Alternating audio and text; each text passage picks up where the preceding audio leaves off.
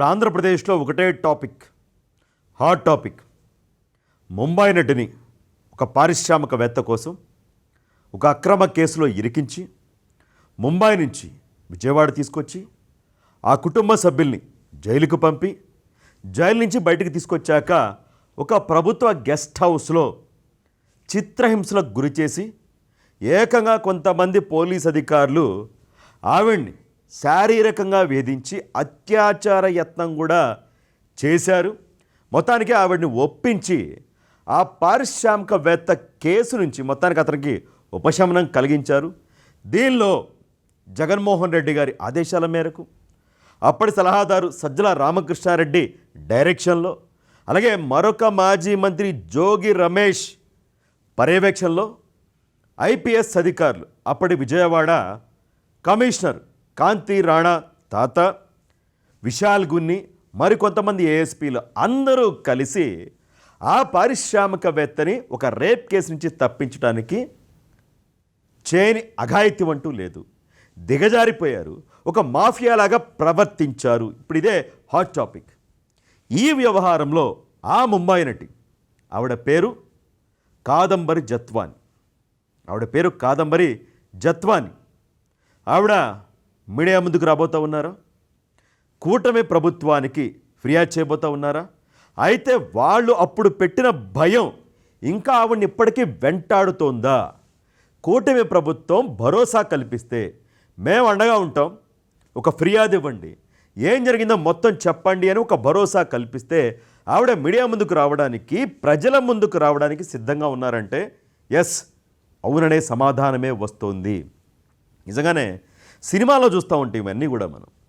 ఇదిగో ఒక పారిశ్రామికవేత్త, ఒక మాఫియా, ఒక నటి కిడ్నాప్ చేయడం, అక్రమంగా కేసులు పెట్టడం, నిర్బంధించి వేధించటం, కేసు విత్డ్రా చేసుకోకపోతే మీ కుటుంబ సభ్యుల్ని చంపేస్తాం, కేసు విత్డ్రా చేసుకోకపోతే నీ జీవితాన్ని నాశనం చేస్తాం. ఇలా సినిమాలో చూసుంటాం, మనం సీరియల్స్లో చూసుంటాం. ఎందుకంటే నిజ జీవితంలో ఇలాంటివి చాలా చాలా చాలా అరుదు. మహా అయితే ఎవరు చేస్తారు?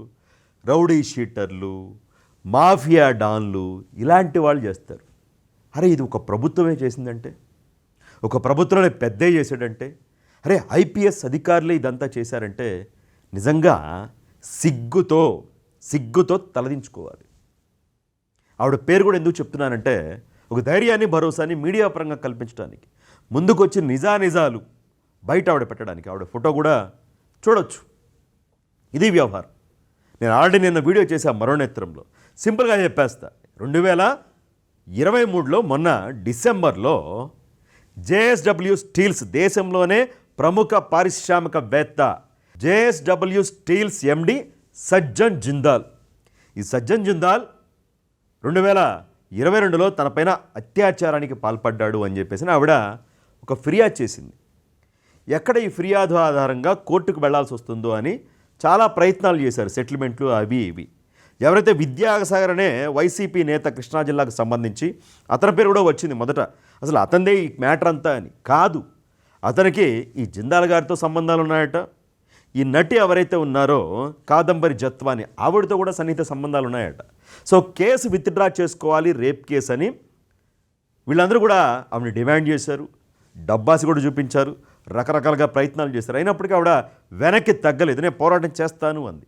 దీంతో తనకు అత్యంత సన్నిహితమైన ప్రభుత్వం ఆంధ్రప్రదేశ్లో ఉంది కాబట్టి మొత్తానికి ఈ సజ్జన్ జిందాలు, ఈ విద్యాసాగరు తాడేపల్లి వచ్చారు, జగన్మోహన్ రెడ్డి గారిని కలిశారు, విషయమంతా చెప్పారు, ఎలాగైనా ఈ రేప్ కేసు నుంచి బయటపడేయాలి అని.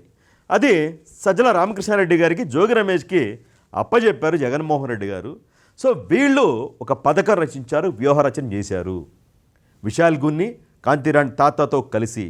సో వాళ్ళ ఆధ్వర్యంలో, వాళ్ళ ఆదేశాల మేరకు 2024లో జనవరి ఫిబ్రవరి ఆ టైంలో దర్యాప్తు అధికారి సత్యనారాయణ, ఏసీపీలు రమణమూర్తి, హనుమంతరావు వీళ్ళందరూ కూడా ముంబై వెళ్ళి ఆవిడతో పాటు ఆవిడ కుటుంబ సభ్యులను కూడా అరెస్ట్ చేసి తీసుకొచ్చారు. ఎందుకంటే ఈ విద్యాసాగర్ అనే వ్యక్తి ఇదిగో నన్నిట్లాగా ప్రేమ పేరుతో మోసం చేస్తూ ఉంది, బెదిరిస్తూ ఉంది, బ్లాక్మెయిల్ చేస్తూ ఉంది, ఫోటోలు బయటపెడతానంటా ఉంది.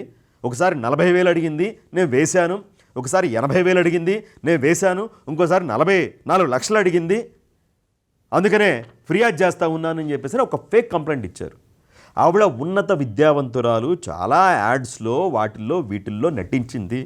ఆవిడ చీప్గా చిల్లరగా 40,000 అయ్యి 4,000 అయ్యి నాకు 3,000 అయ్యి ఫోన్పే రీఛార్జ్ అయ్యి నా ఫోన్ రీఛార్జ్ అయిపోయింది, నేను లిప్స్టిక్ కొనుక్కోవాలి 100 రూపాయలు అని అడుగుతారా? అరే ఫిర్యాదు చేసేటప్పుడైనా ఫేక్ ఫిర్యాదు సరిగా చూసుకోవాలి కదా, చూసుకోవాలా మరి? ఇలా 40,000 అడిగింది 30,000 అడిగిందని కంప్లైంట్ ఇచ్చాడు. ఆ కంప్లైంట్ పట్టుకొని ఏకంగా ఎస్పీలు ప్రభుత్వం అంతా రంగంలో దిగేసింది. ఒక ఎస్ఐ దర్యాప్తు చేసే ఒక చిన్న కేసు ఇది. ఒక ఎస్ఐ 30,000 40,000 అడిగిందాయా ఇట్లా అమ్మాయి బెదిరిస్తూ ఉంది అంటే, ఒక ఎస్ఐ దర్యాప్తు చేసే ఒక కేసుకి ఫ్లైట్ వేసుకొని ఏఎస్పీలు ముంబై వెళ్ళటం, వాళ్ళని తీసుకురావటం ఏంటండి ఇదంతా కూడా? సిగ్గనిపించట్లేదా మీకు? ఒకసారి అద్దంలో ముఖం చూసుకోండి. అని ఉమ్మేసుకోకపోతే చెప్పండి మీరు, మీ ముఖాన్ని మీరే చూసుకుని, నిజంగా మీ ముఖాన్ని మీరే చూసుకుని అని ఉమ్మేసుకోకపోతే అప్పుడు అడగండి. తీసుకొచ్చి సెక్షన్లు అంటే బెయిల్ రాకుండా సెక్షన్లు పెట్టేసి రిమాండ్కి పంపించారు. ఫిబ్రవరి 3వ తేదీన అరెస్ట్ చేశారు. మార్చి 8వ తేదీన వాళ్ళకి బెయిల్ వచ్చింది. ఆ తర్వాత మార్చి 16వ తేదీన అంటే కేవలం 8 రోజుల వ్యవధిలోనే ఆ కుటుంబం అంతా కూడా ముంబై వెళ్ళారు. సజ్జన్ జిందాల్ పైన ఏదైతే రేప్ కేసు పెట్టారో అది ఉపసంహరించుకున్నారు. కరెక్ట్గా సరిపోయిందా? జనవరిలో ఇక్కడ ఫిర్యాదు కంప్లైంట్ చేయడం, డిసెంబర్లో 23లో ఆవిడ అక్కడ ఫిర్యాదు చేయడం రేప్ కేసు పైన, ఫిబ్రవరిలో అరెస్ట్ చేసి ఇక్కడికి తీసుకురావడం, మార్చిలో బెయిల్ రావడం, వెంటనే అదే మార్చిలో 8 రోజులకి జిందాల్ రేప్ కేసు ఉపసంహరించుకోవడం. మొత్తం అంతా కరెక్ట్గా క్లియర్గా ఉంది. మరి అనుమానాలు బలపడక, ఇవన్నీ అనుమానాలు, ఆవిడ బయటకు వస్తే నిజానిజాలు తెలుస్తాయి. సో అనుమానాలు బలపడక ఏం చేస్తాయి చెప్పండి? ఇది జరిగింది. మొత్తంగా సజ్జన్ జిందాల్ కోసం సజ్జన్ సద్దల బాగా సరిపోయింది కదా, సజ్జల పేరు బాగా నచ్చిందేమో మరి. సో ఆ విధంగా ప్రజలిచ్చిన అధికారాన్ని ఒక నటి రేప్ కేసులో ఆవిడికి అన్యాయం చేయడానికి ఒక మాఫియాలాగా తయారయ్యి పనిచేశారు వీళ్ళందరూ కూడా, ఈ రాజకీయ నాయకులు, ఈ ఐపీఎస్ అధికారులు అందరూ కూడా. నిజంగా దౌర్భాగ్యం, అత్యంత దారుణం కూడా. అయితే సజ్జల గారు దీనిపైన తాజాగా స్పందించారు, ఒక ప్రెస్ నోట్ విడుదల చేశారు. ఆయన ఏ విషయమైనా సరే మీడియా ముందుకు వచ్చేవాళ్ళు. మరి రావచ్చు కదా మీడియా ముందుకి వచ్చి, నాకు అసలు సంబంధం లేదు, నా పేరు అనవసరంగా తీసుకొచ్చారు, అసలు మా ప్రభుత్వానికి సంబంధం లేదు, ఆ నట్ ఎవరో తెలియదు, ఆవిడ మొహం కూడా మేము చూడలేదు, అసలు జిందాల్ కూడా ఎవరో తెలియదు మాకని చెప్పాల్సింది కదా. మరి ఎందుకు మీడియా ముందుకు రాలేదు? ఓ ప్రెస్ నోట్ విడుదల చేశారు.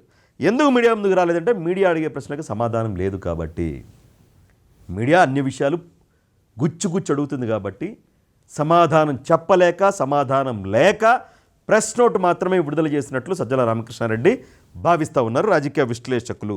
ఏంటంటే ఆయన చెప్పింది, మేనిఫెస్టోలో ప్రజలకు ఇచ్చిన హామీలు అమలు చేయకపోవడం, కూటమి ప్రభుత్వం వచ్చాక రాష్ట్రంలో జరుగుతున్న హత్యలు, దౌర్జన్యాలు, దాడులు, బాబోయ్ ఎక్కడ మేస్తారు?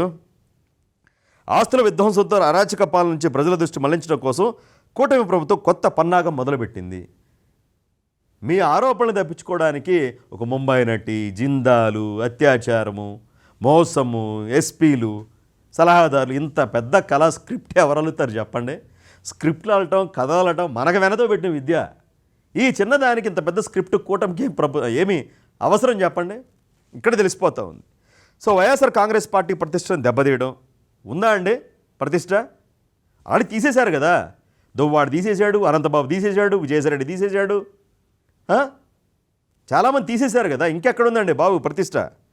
ఓకే, ఆ పార్టీ నాయకుల వ్యక్తిత్వ హననం లక్ష్యంగా, వ్యక్తిత్వ హననం ఎవరు చేయట్లేదండి, మీ వ్యక్తిత్వాన్ని మీ నాయకులే తీసుకెళ్ళి గంగలో కలిపేసుకుంటూ ఉన్నారు, అది పరిస్థితి. ఆ తర్వాత వాటిని పట్టుకుని దుష్ప్రచారం చేస్తున్నారని సజ్జల చెప్పారు.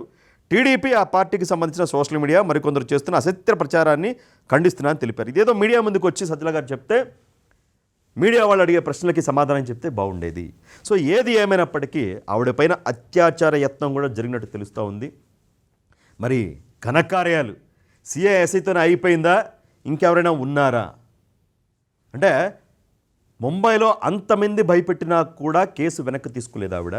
కానీ ఏపీకి తీసుకొచ్చి అరెస్ట్ చేసి రిమాండ్కి పంపించి అంతలా భయపెట్టారు అంటే, ఆవిడ వెళ్ళి కేసు 8 రోజుల్లోనే, వారం 8 రోజుల్లోనే వెనక్కి తీసుకుందంటే ఎంతలా భయపెట్టి ఉంటారు? ఏమే పాపం అమ్మాయి చేసి ఉంటారు చెప్పండి ఆ నటిని. సో దీంట్లో వ్యవహారాలు బయటికి రావాలి అంటే కూటమి ప్రభుత్వం కూడా ఇనిషియేటివ్ తీసుకోవాలి. విజయవాడ కమిషనర్ గారు చెప్తున్నారట, మా కంప్లైంట్ వస్తే అప్పుడు ఆలోచిస్తామని. అదే వైసీపీలో అయితే ఇలా ఉండేదా? వైసీపీ ప్రభుత్వంలో ఎందుకు వెనకడుగు వేస్తూ ఉన్నారు?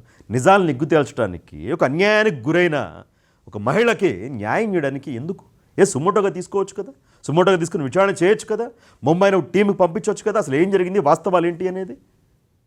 బట్ ఈ వ్యవహారం ఇక్కడితోనే ఆపేయాలని అప్పుడు ఆవిడని ఎవరైతే వేధించారో వాళ్ళు మాత్రం ముంబై వెళ్ళిపోయారు. మనం మాత్రం ఇక్కడ ప్రెస్ మీట్లు పెట్టేసి ఫిర్యాదు ఇస్తే చూస్తామని తాపీగా చెప్తా ఉన్నాము అన్న విమర్శ కూడా వస్తూ ఉన్నాయి. సో చంద్రబాబు నాయుడు గారి ప్రభుత్వం కూడా, కూటమి ప్రభుత్వం, వీళ్ళందరూ కూడా కక్ష సాధింపు చర్యలు కాదు, చట్టపరంగా తీసుకోవాల్సిన చర్యలు కూడా తీసుకోలేకపోతూ ఉన్నారు. ఎందుకు అలసత్వం వహిస్తూ ఉన్నారు అని కూడా కొంతమందిలో అసంతృప్తి అయితే ఉంది.